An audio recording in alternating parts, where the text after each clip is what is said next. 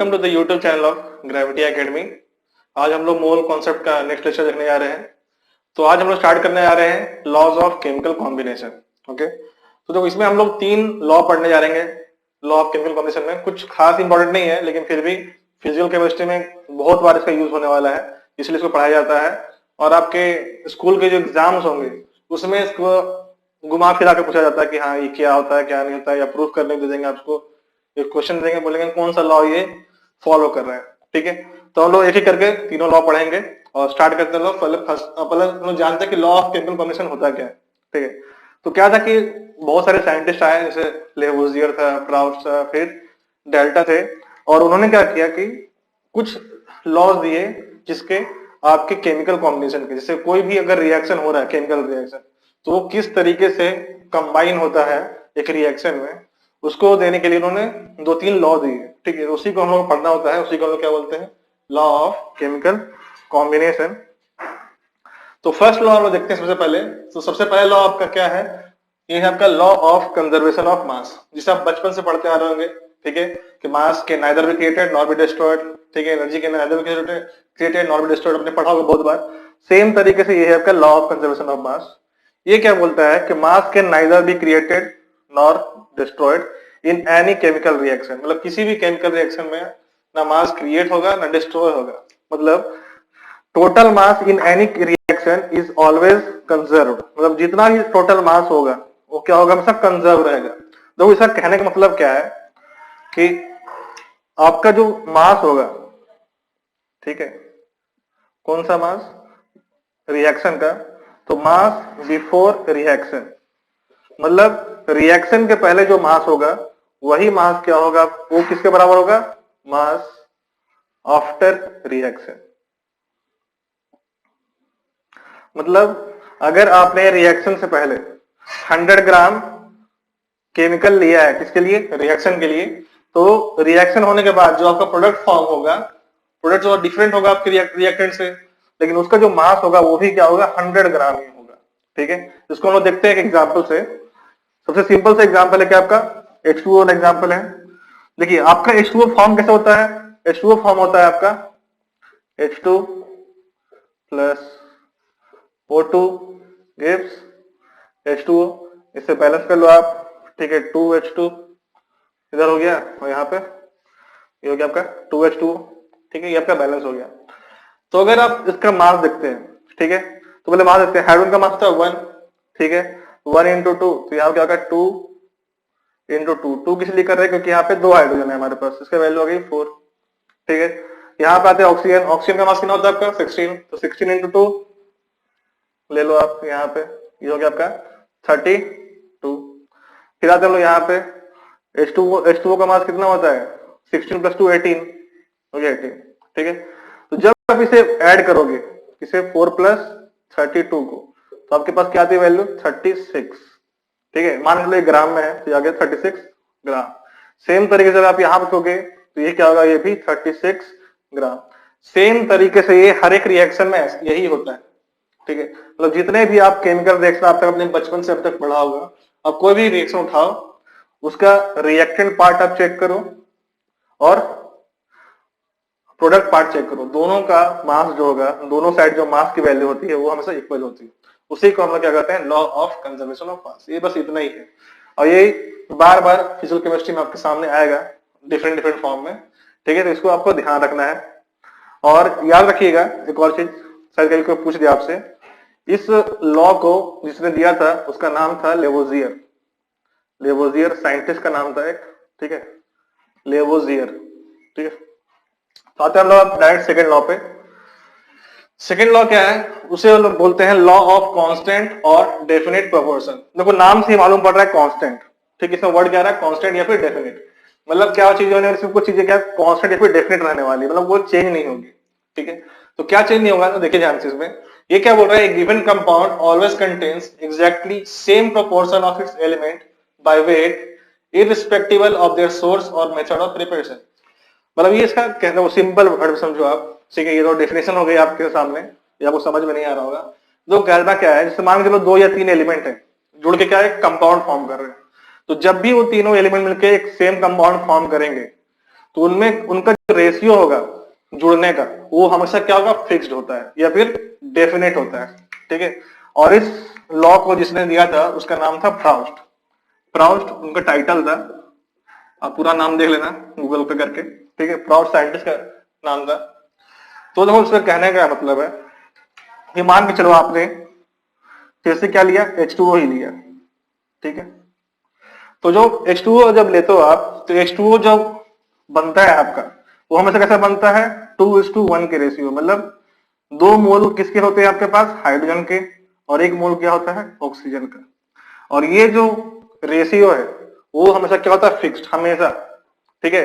मतलब अगर आपने पढ़ा भी होगा क्लास 9 10 में, ये जो वाटर है आप सी से ले लो, सी वाटर ले लो, टैप वाटर ले लो, ठीक है, नाले का वाटर ले लो, ठीक है, या फिर आप रिवर वाटर ले लो, कोई भी वाटर आप ले लो, उसका में जो H2O का जो रेशियो होगा, ठीक है, हाइड्रोजन और ऑक्सीजन के जुड़ने का जो रेशियो होता है वो हमसे कहता है 2:1, ठीक है। यही क्या होता है आपका लॉ ऑफ कांस्टेंट और डेफिनेट प्रोपोर्शन।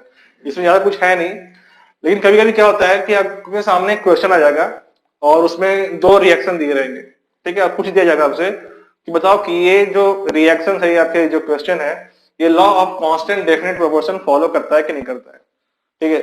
तो हम उस पर एक क्वेश्चन देख लेते हैं सिर्फ, ताकि आपको क्लियर हो जाए कि बेसिकली पूछा जाता कैसे है। तो क्वेश्चंस कुछ खास रहते नहीं है, बस थोड़े से लंबे रहते हैं, वो देखकर कोई डरना नहीं है कि हाँ क्वेश्चन बड़ा कैसे आ गया। तो क्वेश्चन क्या है, क्वेश्चन है आपका 1.8 gram of a certain metal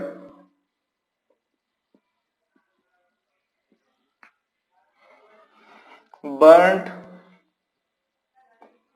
in oxygen giving 3 gram of its oxide।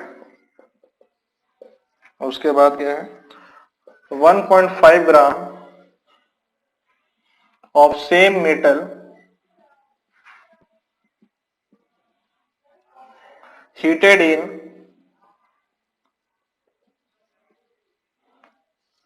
in a steam giving 2.5 gram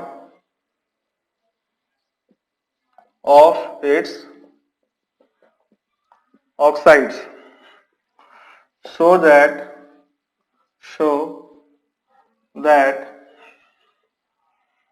this results illustrates law of constant proportion, ठीक है। तो देखते हैं इस क्वेश्चन को कि कैसे सॉल्व करना है। तो देखो क्वेश्चन में एक्चुअली क्या बोला गया है, आपको बोला गया है कि 1.8 gram of a certain metal बर्nt in oxygen, ठीक है। देखो बर्nt इन ऑक्सीजन का मतलब क्या है कि बेसिकली उसे रिएक्ट किया गया है, इसके साथ मेटल का ऑक्सीजन के साथ रिएक्शन हो रहा है, ठीक है, और उसने क्या किया, 3 ग्राम ऑक्साइड दे रहा है, ठीक है। अब फिर क्या हुआ, सेम मेटल को हम जो है आपका 1.5 ग्राम है उसे हमने क्या किया, हीट किया इन्हें स्टीम, ठीक है। स्टीम दिया गया मतलब स्टीम मतलब वाटर, ठीक है, ध्यान रखना आपको, स्टीम मतलब हो तो वाटर, वाटर मतलब वाटर, कुछ भी दिया आपका वाटर ही होगा, ठीक है। और यहाँ पे भी क्या हो रहा है, रिएक्शन हो रहा है गिविंग 2.5 ग्राम ऑक्साइड, मतलब यहाँ पे 2 रिएक्शन हो रहे हैं आपके सामने, और आपसे पूछा जा रहा है कि इन दोनों रिएक्शन बताना है आपको, ये जो दोनों रिएक्शन है वो लॉ ऑफ कांस्टेंट और डेफिनेट प्रोपोर्शन फॉलो कर रहा है कि नहीं कर रहा है, ठीक है। बहुत सिंपल होता है सॉल्व करना। देखो हमें यहाँ पे से रिएक्शन नहीं चाहिए होता, लेकिन फिर भी आप देख लो, हमारे पास एक मेटल है, ठीक है, पहले क्या किया, उसे बर्न किया गया, ऑक्सीजन बर्न मतलब सिर्फ रिएक्शन हो रहा है, ठीक है। ऑक्सीजन ले लिया हमने। देखो ऑक्सीजन हमेशा हम लोग O2 ही लेते हैं, क्योंकि ऑक्सीजन जो होता है हमेशा O2 के फॉर्म में ही पाया जाता है, जो उसका स्टैंडर्ड स्टेट होता है वो O2 होता है, ये हम लोग पढ़ेंगे आगे जाके। तो ये क्या फॉर्म करेगा आपका, ये फॉर्म करेगा M2O, मान के चलो ऑक्सीजन आपके पास N था तो M2ON बन गया ये, ठीक है। इसे N/2 कर लो बैलेंस करने के लिए, ठीक है। देखो हम लोग बैलेंस कर रहे हैं, यहाँ पे N/2 से 2 से 2 कट गया तो यहाँ पे क्या ऑक्सीजन कितना आ गया, सिर्फ N, ठीक है। अब देखो यहाँ पे आपसे क्या बोला गया, मेटल कितना हमारे पास, मेटल है 1.8 ग्राम, और मेटल का जो ऑक्साइड बनता है, देखो मेटल ऑक्साइड मतलब मेटल इनटू ऑक्सीजन, मतलब ऑक्सीजन के साथ जो मेटल होगा वो क्या बनाएगा आपका, मेटल ऑक्साइड। मेटल ऑक्साइड कितना आपके पास, वो हो गया कितना, 3 ग्राम। देखिए अब आपके पास मेटल है और मेटल ऑक्साइड है, ठीक है। और आपको जो निकालना है, आपको बताना क्या है, so that this result law of constant definite proportion, ठीक है। देखो जैसे हम वहां पे H2O में कर रहे थे, तो जो हम बोलते हैं ना 2:1 का रेशियो, मतलब ये जो रेशियो किसका है, वो ये है हाइड्रोजन बाई ऑक्सीजन का, 2:1, ठीक है। तो सेम तरीके से हमें यहाँ पे किसका दिखाना है, मेटल बाई ऑक्सीजन का रेशियो दिखाना है, कि इन दोनों रिएक्शन में मेटल बाई ऑक्सीजन का रेशियो सेम आने वाला है। अगर ये दोनों सेम आ गया तो ये लॉ को फॉलो करेगा या तो फिर नहीं करेगा। तो हम लोग कैसे सॉल्व करते हैं इसको, ध्यान से देखो। मेटल 1.8 ग्राम है और मेटल ऑक्साइड कितना है, 3 ग्राम। तो अगर आपको निकालना है वेट ऑफ ऑक्सीजन तो कितना होगा, देखो समझो आप, मेटल ऑक्साइड है, उसमें से अगर हमने ऑक्सीजन रिमूव कर दिया तो क्या आ जाएगा हमारे पास, मेटल आ जाएगा। या फिर मेटल ऑक्साइड है, उसमें से हमने मेटल रिमूव कर दिया तो हमारे पास क्या आ जाएगा, सिर्फ ऑक्सीजन। तो हम लोग यही करने वाले हैं यहाँ पे। जैसे वेट ऑफ ऑक्सीजन क्या दिया गया आपको, वेट ऑफ मेटल ऑक्साइड कितना आपके पास, 3 ग्राम, माइनस मेटल कितना आपके पास 1.8 ग्राम, कितना गया 1.2 ग्राम, ठीक है।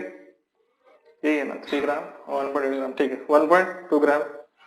तो अगर आपसे यहां देखा जाए मेटल बाई ऑक्सीजन का रेशियो देखते हैं अगर हम लोग, ठीक है। मेटल कितना था आपके पास 1.8 और ऑक्सीजन कितना है 1.2, ठीक है। तो 6 3 जा और 2 जा, तो आया 3/2 या फिर बोलो आप 1.5, ठीक है, यही आने वाला है।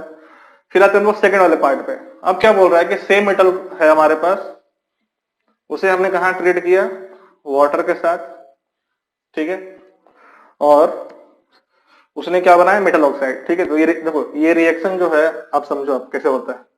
यहाँ पे तो पहले क्या बनने वाला है, मेटल ऑक्साइड, तो हम बना देते हैं मेटल ऑक्साइड M2ON, ठीक है। अगर मेटल यूज हो गया, ऑक्साइड यूज हो गया, अच्छा क्या सिर्फ हाइड्रोजन, तो हाइड्रोजन क्या हो जाएगा, उड़ जाएगा हवा में, ठीक है। हाइड्रोजन क्या हो जाएगा, यहाँ से रिलीज हो जाएगा। अब इसे हम लोग बैलेंस करते हैं, अगर इसे हम लोग आते हैं यहाँ पे N, तो यहाँ पे NH2 आएगा और ON, ठीक है, बैलेंस हो चुका है। ध्यान देख लो, ये बैलेंस हो गया। देखो इसे हम लोग क्या बोलते हैं, हिडन ट्रायल मेथड, मतलब वैल्यू डालो और चेक करो कि बैलेंस हो रहा है कि नहीं हो रहा है। जब देखो ये हो गया बैलेंस, तो हम यहाँ पे वैल्यू कितनी से हमारे पास, यहाँ पे क्या है 1.5 ग्राम और 2.5 ग्राम, ठीक है। ये हो गया 1.5, ये हो गया 2.5। अब सेम तरीके से करना है आपको, वेट ऑफ किसका निकालना है आपको, ऑक्सीजन, ठीक है। कैसे निकालोगे वेट ऑफ ऑक्सीजन, 2.5 माइनस 1.5, कितना आ गया आपके पास 1। देखो इसको देखे कंफ्यूज नहीं होना है आपको, ठीक है, क्योंकि आपको वेट किसका निकालना है, सिर्फ और सिर्फ ऑक्सीजन का निकालना है यहाँ पे, ठीक है। तो आपको तो थर्ड लॉ हम लोग देखने जा रहे थे। तो थर्ड लॉ आपका क्या है, ये है आपका लॉ ऑफ मल्टीपल प्रोपोर्शन, ठीक है। और इसे किसने दिया था, आपका दिया था इसने जॉन डाल्टन ने, ठीक है। देखो ये भी सिंपल है, बहुत सिंपल है, बस ये आपको जो लिखा हुआ है ना इससे नहीं जाना आपको, ठीक है। ये बस आपके लिए है, तब जब आपको एग्जाम में लिखने को आएगा तब, ठीक है। नहीं तो इसको आपको समझना है बस खाली कि होता क्या है। तो क्या बोल रहा है कि when one element combines with other element, मान लो कोई आपके पास एलिमेंट है जैसे कार्बन है, ठीक है, और ऑक्सीजन है, कार्बन और ऑक्सीजन क्या हो रहे हैं, कंबाइन हो रहे हैं, ठीक है। तो मोर डिफरेंट कंपाउंड्स फॉर्म्ड, ठीक है। तो क्या होता है, डिफरेंट डिफरेंट कंपाउंड्स फॉर्म होते हैं। जैसे कार्बन ऑक्सीजन मिला तो क्या फॉर्म हुआ, CO मतलब कार्बन मोनोऑक्साइड, ठीक है। और क्या फॉर्म होता है, CO2 बोले तो क्या हो गया आपका कार्बन डाइऑक्साइड, ठीक है।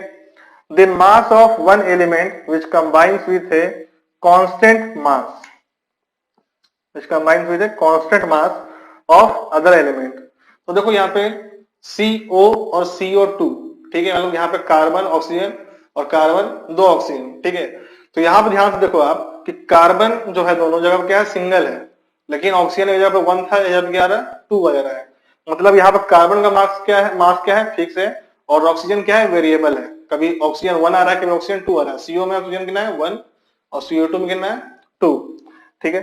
Then constant mass of other element, ठीक है, will be a simple ratio to one another, ठीक है। अब देखो क्या बोल रहा है कि जब CO और CO2, ठीक है, अगर हम लोग ऐसा लिख लेते हैं CO और CO2, तो जब हम इसके मास के बारे में बात करते हैं तो यहाँ पे इसका मास कितना है, कार्बन का 12, ऑक्सीजन कितना है 16, ठीक है। यहाँ पे क्या रेशियो में दोनों है, यहाँ पे क्या है 12:32, ठीक है। तो क्या बोल रहा है, the mass of one element which combine with a constant mass. तो यहाँ देखो जो 12 है ना आपका, ये क्या आपका कांस्टेंट मास है, और ऑक्सीजन का मास क्या हो रहा है आपका, वेरिएबल है। देन द अदर एलिमेंट कौन सा है आपका, oxygen, will beer simple ratio to one another, ठीक है। तब क्या होगा, जो ऑक्सीजन के दोनों हैं, ठीक है, मतलब 16 और 32, वो क्या करेंगे, एक दूसरे के साथ क्या करेंगे, सिंपल रेशियो फॉर्म करेंगे। सिंपल रेशियो मतलब इसे जब आप उड़ाओगे तो ये क्या आ जाएगा 1:2, बस यही होता है, ठीक है। आप बोलोगे यार ये क्या है, तो फालतू चीज है, ठीक है। तो यही फालतू चीज पढ़ना है आपको, क्योंकि आपके बुक में है, ठीक है। और कहीं कहीं भी इसका यूज भी होता है, ऐसे बहुत कम यूज होता है, लेकिन जब हम लोग बहुत ही हाई लेवल क्वेश्चन देखेंगे ना, तो वहां पे इसका यूज होता है, ठीक है। तो ये क्या है आपका रेशियो 1:2, यही क्या है आपका सिंपल रेशियो, ठीक है। और इसी को हम लोग क्या बोलते हैं, लॉ ऑफ मल्टीपल प्रोपोर्शन। अब दो ध्यान से, यहाँ पे कुछ लिखा हुआ है, simple ratio means ratio between small natural number, ठीक है। जो आपके जो रेशियोज होंगे हमेशा कैसे होंगे, नेचुरल नंबर में होंगे, मतलब 0.5 या 1.5 या 2.3 इस तरह के रेशियो नहीं आने वाले, मतलब सिंपली 1 2 3 4 वाले रेशियो आएंगे। और बाद में चल के यही रेशियो क्या हो जाते हैं, उनकी वैलेंसी बन जाते हैं, किसके, एलिमेंट्स की वैलेंसी हो जाती है, ठीक है। आप समझोगे, बात समझाऊंगा मैं आपको कि वैलेंसी कैसे बनता है ये, ठीक है।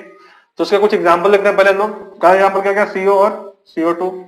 सेकंड लेते हैं हम लोग इसका सल्फर का। सल्फर क्या बताया, SO2 एंड SO3। दो ध्यान रखो यहाँ पे क्या हो रहा है, आपके दोनों जो सल्फर है उन दोनों का मास क्या है, फिक्स है, और ऑक्सीजन का मास फिर से क्या हो रहा है, वेरिएबल है।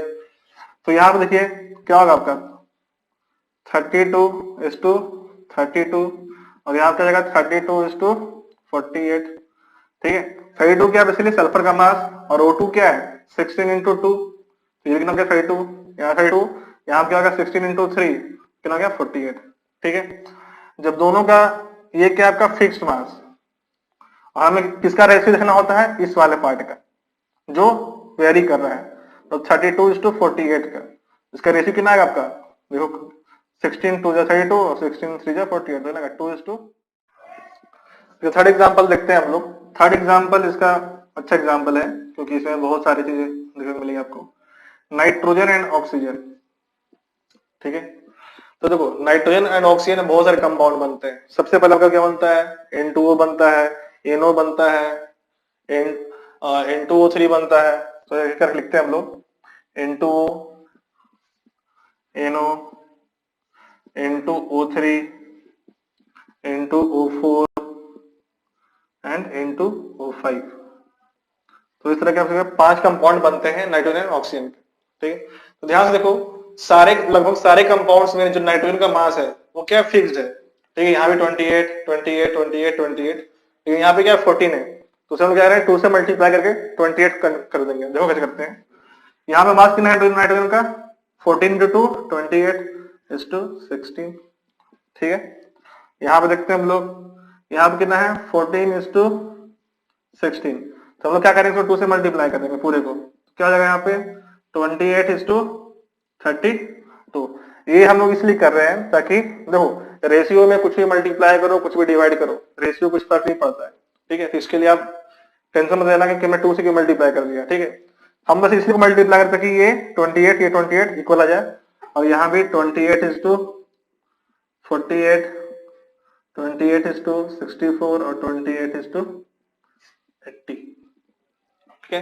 तो इस तरीके से ये मास के रेशियो में, वेट के रेशियो में इस तरीके से बना हुआ है।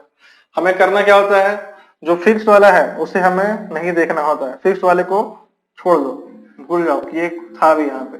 हमें सिर्फ जो नंबर जो वेट वेरी कर रहा है उसका रेशियो निकालना होता है। तो यहाँ पे क्या आएगा 16, 32, 48, 64 और 80। तो जब आप इसको सिंपल रेशियो में कन्वर्ट करोगे तो क्या आएगा ये आपका 1:2:3:4:5, क्योंकि ये क्या जाएगा 16 में क्या टेबल है पूरा, ठीक है, 4:5। तो इस तरीके से आप देख सकते हो कि ये जो आपका लॉ ऑफ मल्टीपल प्रोपोर्शन है बहुत ही सिंपल होता है। ऐसे ही पूछा जाता है कि बताइए दोनों फॉलो कर रहा है कि नहीं कर रहा है, ये दोनों फॉलो कर रहा है कि नहीं कर रहा है। आपके पास 3-4 रहेंगे, पूछेगा, चारों ऑप्शन से पूछेगा कि कौन से दो फॉलो कर रहे हैं या कौन सा फॉलो नहीं कर रहा है, ठीक है, पेयर में रहेगा आपके हमारे पास। होपफुली आपको समझ में आया होगा सारा का सारा टॉपिक। अगर कुछ आपको डाउट होता है तो प्लीज आप कमेंट कीजिए, हम आपको सॉल्यूशन वहां पे देंगे। ओके, तो अगर आपको अच्छा लगता है तो please like share and subscribe. Thank you.